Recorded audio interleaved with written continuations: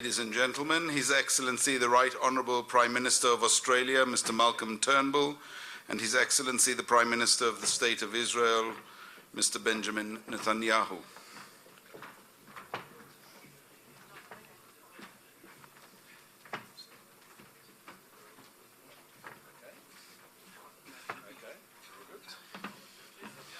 Thank you very much.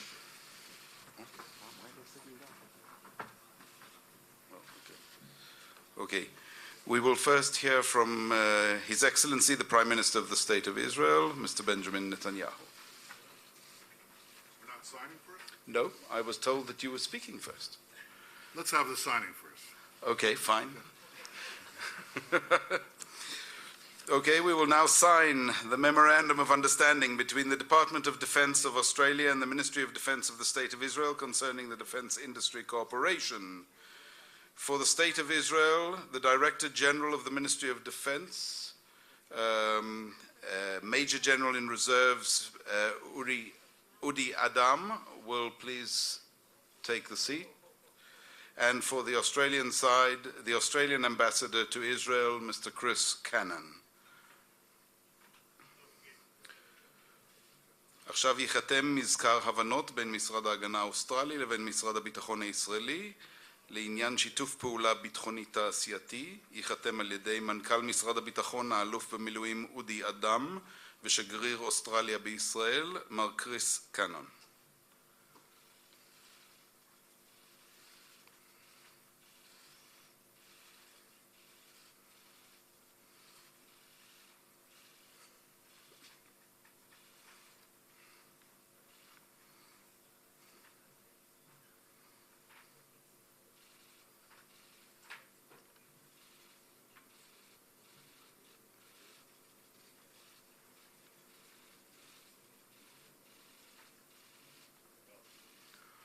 תודה רבה.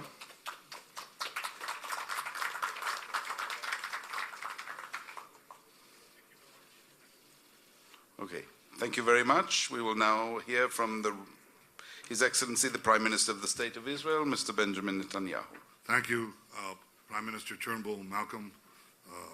I want to say how pleased we are on your visit, historic visit, on the historic occasion of this tremendous centennial that we'll celebrate tomorrow in Beersheba. It highlights, as does our meeting that we've just ended, the extraordinary friendship between Israel and Australia. We just signed a defense industry agreement. It reflects our commitment to defend our common values of freedom, of democracy, the rule of law, pluralism. These are values that are under attack by various forces. We cooperate in every way to safeguard our peoples and safeguard our civilization. We are pursuing and have discussed the possibilities of cooperating in areas of technology that are changing our world, creating vast new opportunities. Australia is one of the most developed countries in the world. Israel is one of the most developed countries in the world, and together we can do a lot more. There's a natural sympathy between our peoples.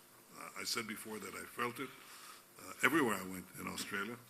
I remember the embrace of ordinary Australians when my wife and I were sitting on a beach and they started coming to us and they wanted to talk to us. I remember the Jewish children singing songs in Hebrew in a Jewish school in Sydney, and the heart warms when it sees these expressions of friendship and solidarity. And I have to say that we have admired the fact that Australia has taken part virtually, I think, in all the battles for freedom in the last 100 years. I told you that the first meeting between our peoples actually took place before Beersheba in Gallipoli, when the first Jewish fighting forces fought alongside their Australian counterparts in Gallipoli. That didn't go so well. Beersheba went better. And the impression that Australian soldiers left on the Jewish community here in the land of Israel at the time was lasting. Tremendous sympathy, the informality, the warmth, the shared values that you so well described a few hours earlier when you spoke about this. This is all true. This is something that creates a sympathy and identification and a friendship that is real. And I know that people think that all international relations are guided by interest. Of course they are. But when interest coheres with values, there is something special. Interest coheres with values in the relations between Israel and Australia. And the fact that you came here, halfway around the world, you can't really get further away than the distance between Israel and Australia. The fact that you came here, I think, signifies that friendship. I'm very proud to have been the first Israeli Prime Minister to visit Australia. I'm delighted that you are here the second time a Prime Minister visits Israel. I think the future portends great things for both our countries, which are really one in values. So welcome, friend. Thank you. Thank you. Bibi, Prime Minister, thank you very much for that warm welcome. We've had a very productive set of discussions together, just the two of us, with Sarah and Lucy, and of course the full bilateral meeting. And we've covered a very, very wide range of issues. We've talked about history. We've talked about the Battle of Beersheba, and we will have more to say about that tomorrow. But you know, it was the last successful cavalry charge, and there were more horses and troopers in that charge than there were in the charge of the Light Brigade in the Crimean War, and it ended much better too, in a victory. And it was, as I was saying earlier today, really at a turning point, a pivotal moment. But we've seen over the century deeper and deeper cooperation and collaboration between Australia and Israel. And I think today it is at its height, but it has a long way to go. We have those shared values of which Bibi and I have both spoken. Freedom, the rule of law, democracy. Easy to trip off the tongue, but they're scarcer than they should be. And they require always determination, blood and treasure to defend and preserve. And our two nations have done that again and again. We face common threats, and we talked about those at length. The threat of Islamist terrorism in this region, where our armed forces are, of course, in the anti-ISIL coalition, and also, of course, in our own region, where we've seen ISIL insurrection, ISIL-backed insurrections in the Philippines. And again, we've been supporting the government of the Philippines in defending their democracy and their way of life against those terrorists so much closer to us.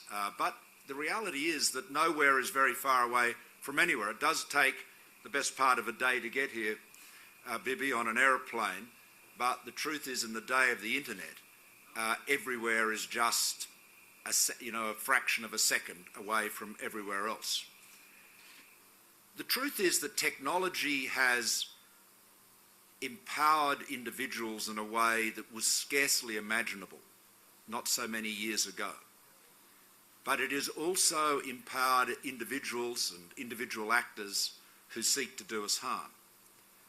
And so the cybersecurity agenda is more important than ever. And that is why my Dan Tehan, who's the minister assisting me on cybersecurity, is here in Israel and will be with us tomorrow. He's also the Minister for Veterans Affairs. He is here leading a delegation for a cybersecurity dialogue here in Israel, happening right at the moment.